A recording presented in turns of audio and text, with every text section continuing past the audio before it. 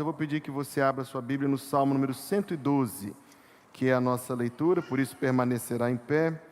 E nós vamos ler um texto nos Salmos e outro no livro dos Provérbios, que serão as passagens da nossa reflexão. Salmo 112 e depois Provérbios capítulo 31. Vamos iniciar pelo Salmo número 112. E depois Provérbios capítulo 31. Onde lemos: Louvai ao Senhor, bem-aventurado o homem que teme ao Senhor, que em seus mandamentos tem grande prazer. A sua semente será poderosa na terra, a geração dos retos será abençoada. Prosperidade e riquezas haverá na sua casa, e a sua justiça permanece para sempre. Aos justos nasce luz nas trevas. Ele é piedoso, misericordioso e justo. O homem bom se compadece e empresta. Disporá as suas coisas com juízo, porque nunca será abalado. O justo estará em memória eterna. Não temerá maus rumores. O seu coração está firme, confiando no Senhor. O seu coração está bem confirmado. Ele não temerá, até que veja o seu desejo sobre os seus inimigos. Ele espalhou, deu aos necessitados. A sua justiça permanece para sempre, e a sua força se exaltará em glória. O ímpio o verá e se entristecerá, rangerá os dentes e se consumirá. O desejo dos ímpios perecerá. E agora Provérbios capítulo 31, a partir do versículo 10.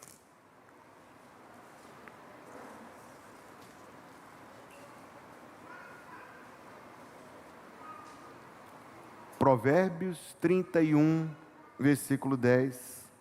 Mulher virtuosa, quem a achará? O seu valor muito excede ao de rubis. O coração do seu marido está nela confiado. Assim ele não necessitará de despojo. Ela só lhe faz bem e não mal, todos os dias da sua vida. Busca lã e linho e trabalha de boa vontade com as suas mãos. Como navio mercante, ela traz de longe o seu pão. Levanta-se, mesmo à noite, para dar de comer aos da casa e distribuir a tarefa das servas. Examina uma propriedade e adquire-a. Planta uma vinha com o fruto de suas mãos. Cinge os seus lombos de força e fortalece os seus braços. Vê que é boa a sua mercadoria, e a sua lâmpada não se apaga de noite. Estende as suas mãos ao fuso, e as suas mãos pegam na roca. Abre a sua mão ao pobre e estende as suas mãos ao necessitado. Não teme a neve na sua casa, porque toda a sua família está vestida de escarlata. Faz para si cobertas de tapeçaria. Seu vestido é de seda e de púrpura. O seu marido é conhecido nas portas e assenta-se entre os anciãos da terra. Faz panos de linho fino e vende-os, e entrega cintos aos mercadores. A força e a honra são seu vestido, e se alegrará com o dia futuro. Abre a sua boca com sabedoria, e a lei da beneficência está na sua língua. Está atenta ao andamento da casa, e não come o pão da preguiça. Levantam-se seus filhos, e chamam-na bem-aventurada. Seu marido também, e ele a louva. Muitas filhas têm procedido virtuosamente, mas tu és de todas a mais excelente. Enganosa é a beleza e vã a formosura, mas a mulher que teme ao Senhor, essa sim será louvada. Dai-lhe do fruto das suas mãos, e deixe o seu próprio trabalho louvá-la nas portas. E nós dizemos amém. Que Deus abençoe a leitura da sua palavra para o nosso coração.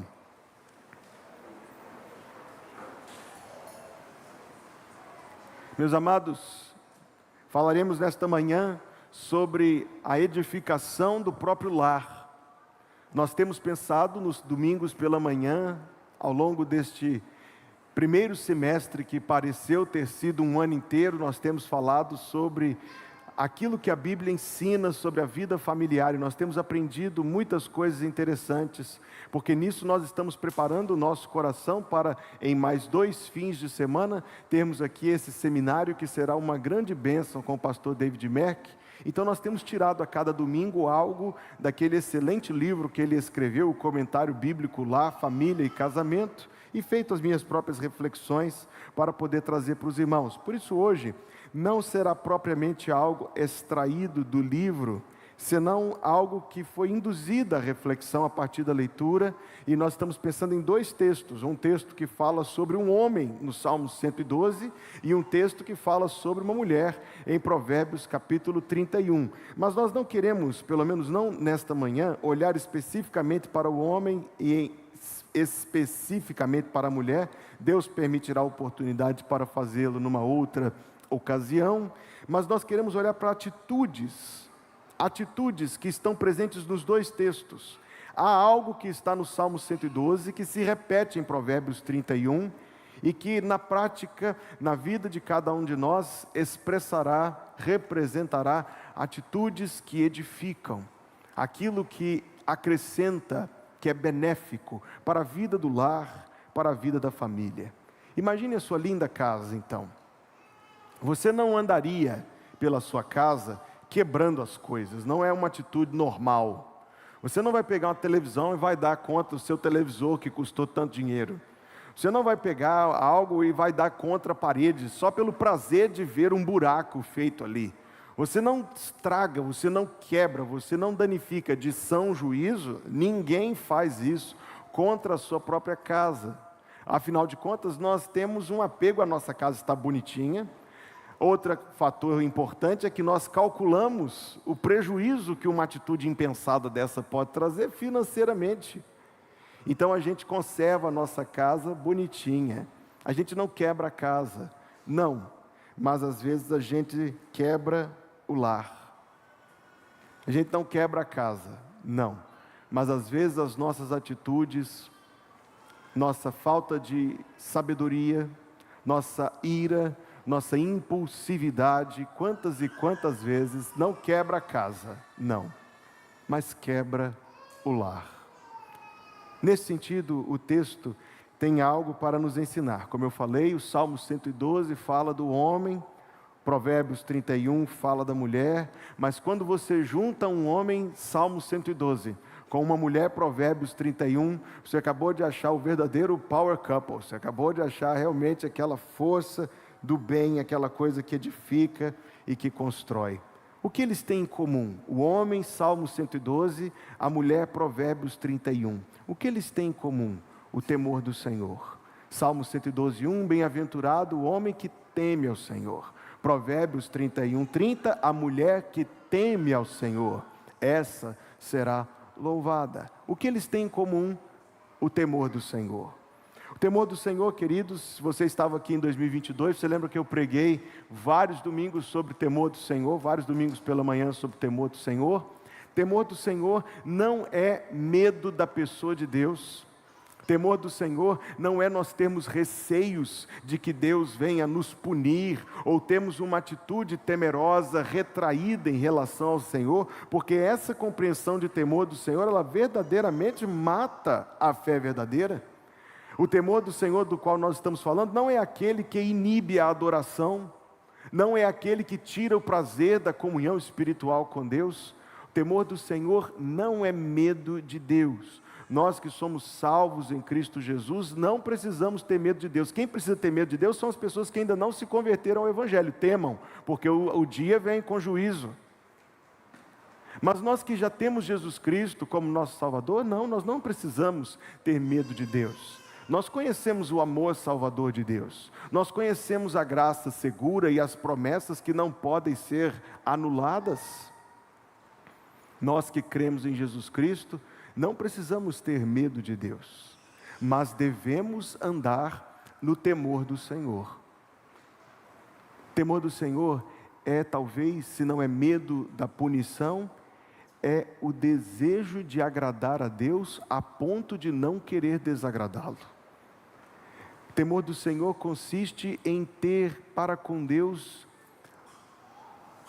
uma atitude em que reconhecemos como Deus é importante para nós.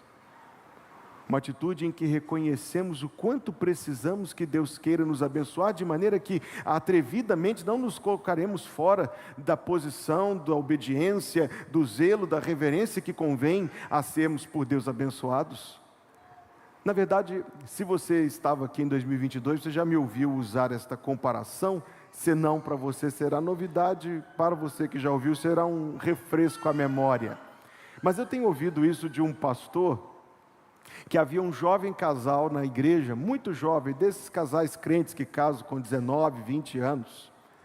E quando se casaram, poucos dias depois de voltarem da viagem, o pastor foi visitá-los. E quando foi visitar, o casal começou a contar de como estava sendo a adaptação para esse novo momento da vida, com tanta novidade. E a irmãzinha disse para o pastor que quando foi fazer a primeira refeição para o marido, ela estava tão preocupada que fosse queimar a comida, de que fosse ficar salgado, ou que faltasse sal, que não ficasse agradável ao paladar do seu amado esposo. O pastor perguntou, mas por quê? Estava com medo de ele brigar com você, de ele Bem, ela disse, não, nada disso, eu queria agradá-lo. Ao que o pastor aprendeu naquela visita, que assim como a Bíblia diz que o temor do Senhor é o princípio da sabedoria, essa palavra não é minha, é desse pastor, o temor do marido é o princípio da boa refeição. Veja que não havia medo de repreensão, não havia medo de briga, de bronca ou coisa pior do que isso. Havia o desejo de agradar. Havia o desejo de agradar. Irmãos em Cristo Jesus, se há em nosso peito um coração redimido, é um coração que deseja agradar o Senhor Jesus.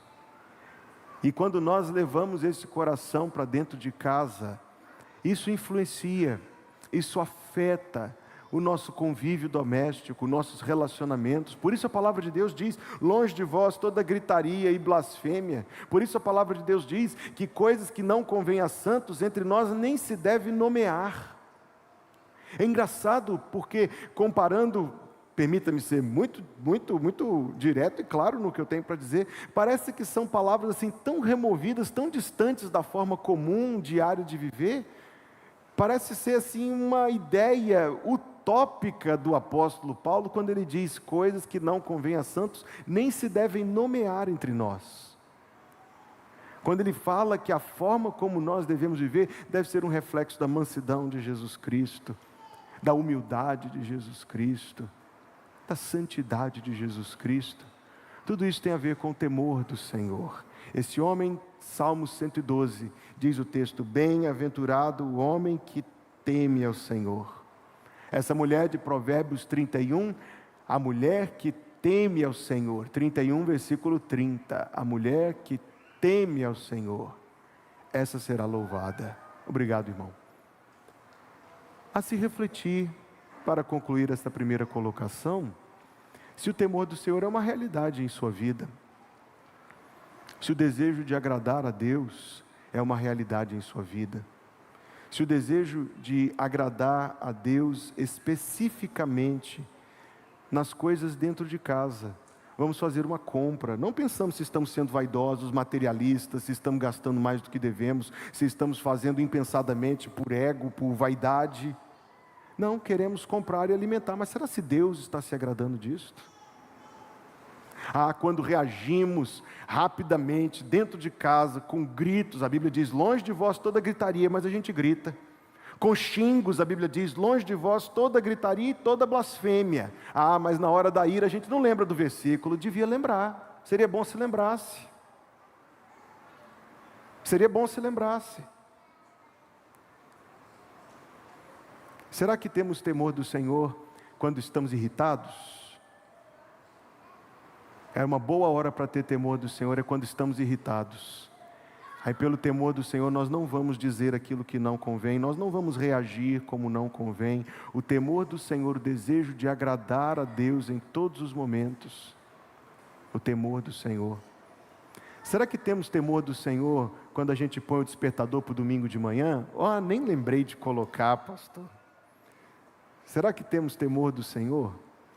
Não é medo, é o desejo de agradá-lo. Será que temos temor do Senhor quanto à nossa vida de oração, eu decidi colocar na minha agenda todos os dias, de 8 a 8h30. Porque quando vamos supor que eu vou ter uma conversa com o irmão Dila, aí eu coloco lá, segunda-feira, 10 horas, Dila. Então eu decidi colocar na minha agenda todos os dias, 8 horas, Jesus. Todos os dias, 8 horas, Jesus. É a minha hora com Jesus, está agendado. Não vou mandar uma mensagem para ele dizendo, Senhor, eu vou precisar desmarcar hoje. Não quero me desmarcar. Todos os dias, 8 horas, Jesus. Por que a gente não faz algo parecido? Não estou me colocando como exemplo, estou tentando aprender. Por que a gente não faz algo parecido para agradar o Senhor?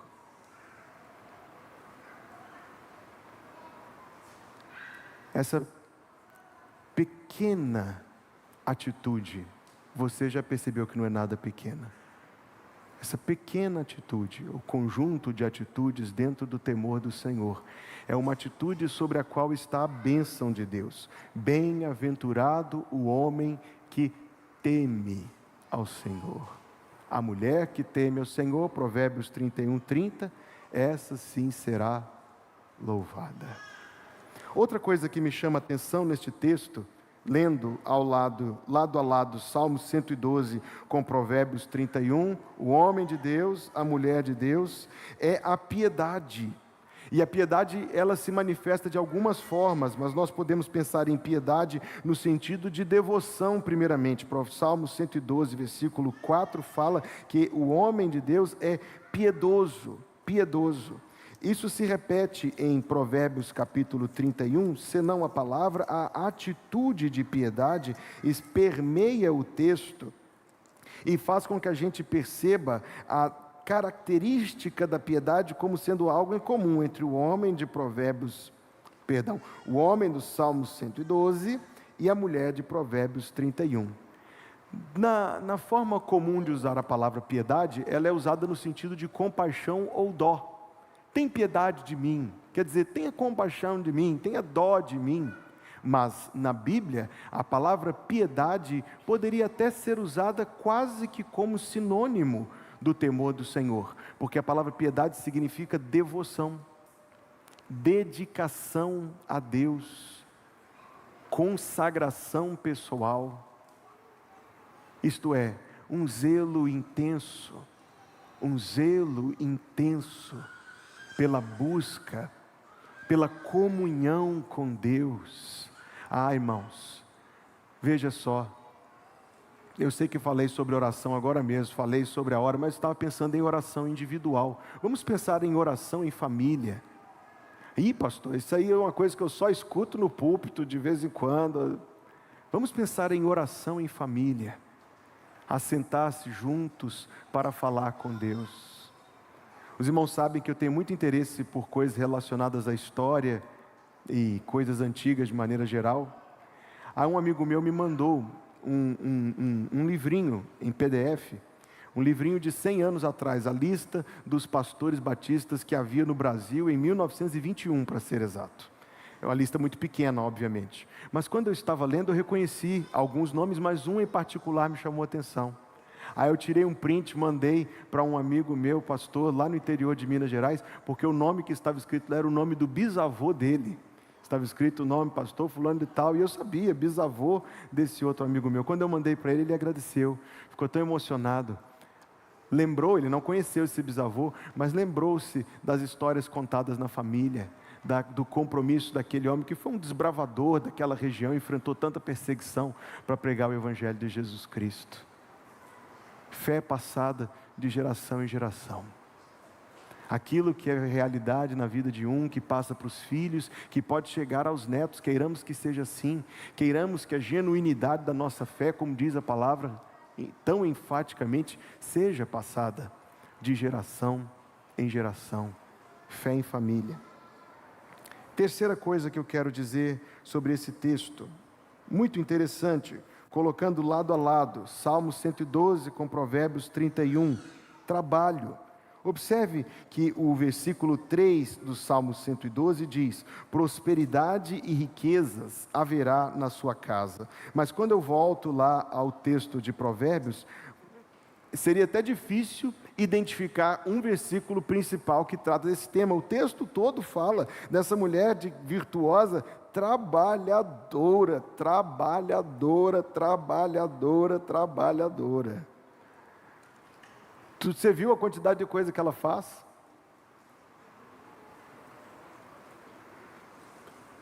O trabalho é uma pedra de tropeço na vida de muita gente. Li recentemente que o nosso estado é o estado onde mais de 50% da população, em vez de trabalhar, vive de auxílios. Isso não é o projeto de Deus para ninguém. Não pensando que os auxílios em si sejam maus, mas viver disso sem trabalhar, não, isso não é o projeto de Deus para ninguém. Deus criou o ser humano para trabalhar. Vá lá no livro do Gênesis e consulte. Se alguém não quer trabalhar, o que escreveu o apóstolo Paulo? Nós sabemos, se alguém não quer trabalhar, vai emagrecer rapidinho. Não, irmãos, o trabalho é um dos propósitos de Deus para a nossa existência. Deus criou o ser humano para trabalhar. Trabalho, porém, como eu estou dizendo, é uma pedra de tropeço, porque para algumas pessoas é um mal necessário a ser evitado a todo custo. Mas a realidade é que, indo de um extremo para o outro, na vida de outros, o trabalho é o Deus absoluto, o Deus que vai prover tudo o que eu quero e tudo o que eu preciso. Na vida de algumas pessoas, o trabalho é a realização daquilo que eu sou. Quando você pergunta para alguém o que você é, aliás, nós fizemos esse exercício no retiro. Quando você pergunta para uma pessoa o que você é, para muitas pessoas, talvez uma maioria, a resposta é a profissão. O que você é? Eu sou isso, eu sou aquilo. Na verdade, não é o que somos, só o que fazemos. Mas veja só, de um extremo para o outro, existem pessoas, irmãos, que usam o trabalho como uma saída ligeira para alimentar o seu ego. Uma saída ligeira para se ausentar de compromissos. Afinal de contas, quem vai questionar alguém que está trabalhando? Não veio, mas é porque está no trabalho. No trabalho. Mas essa vez, e novamente, e outra vez, está sempre ausente, está sempre no trabalho. Quantos usam o trabalho, repito, como uma saída ligeira para atender, já que a desculpa é tão socialmente aceitável, atender os desejos, vontades do nosso ego. Biblicamente falando, queridos, o trabalho é um dos propósitos de Deus para a nossa existência e um dos meios da providência divina pelo qual Deus provê nossas necessidades e não somente as nossas, mas de outros também. E quando nós alcançamos uma visão bíblica do trabalho, que diferença isso faz na nossa vida? Existem homens que vivem sobrecarregados, carregando um fardo pesadíssimo. Quantas vezes eu já relatei isso no próprio púlpito?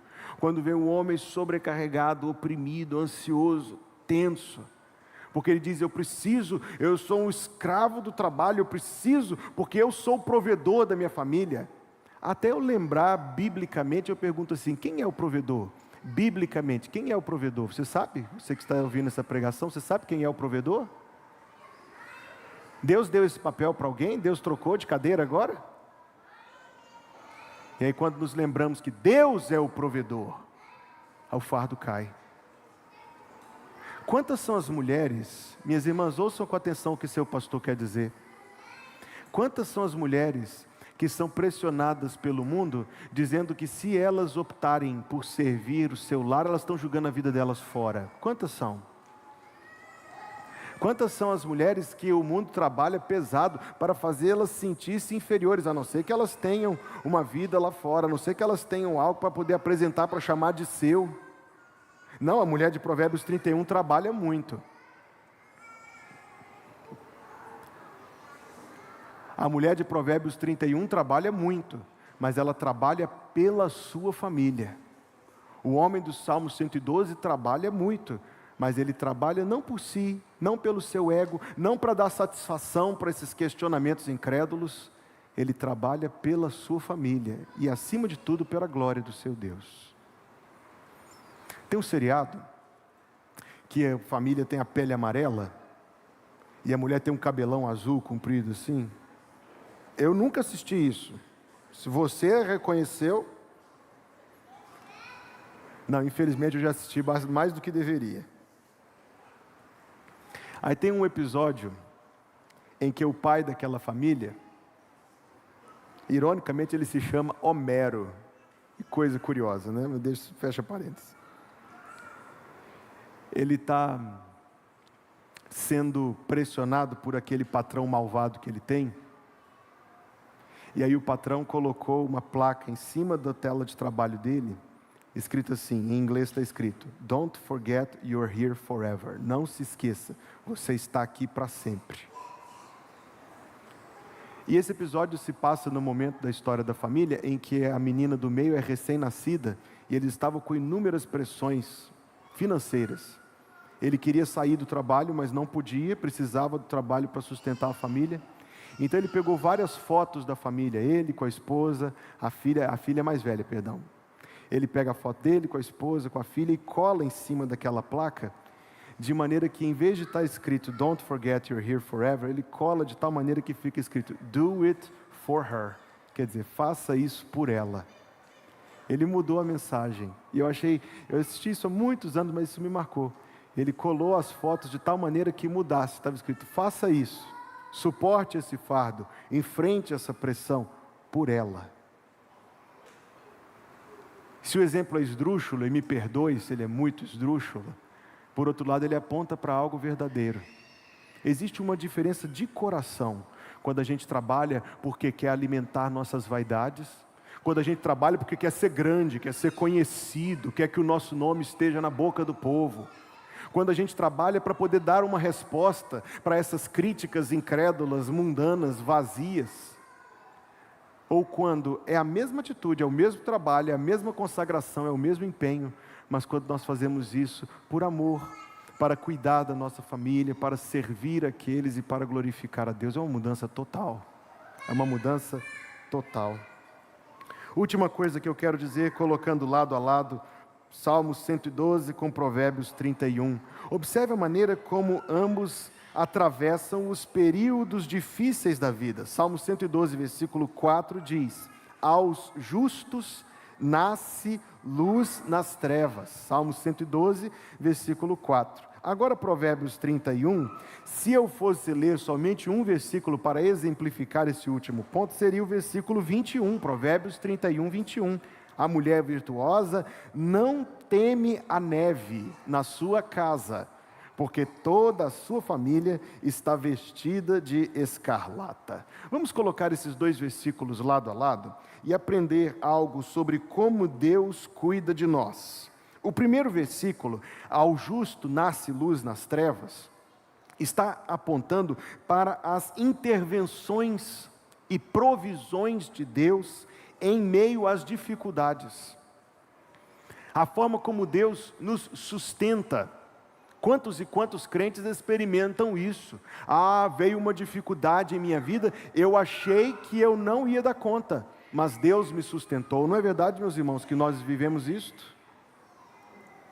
Outras vezes nós encontramos grandes respostas de oração.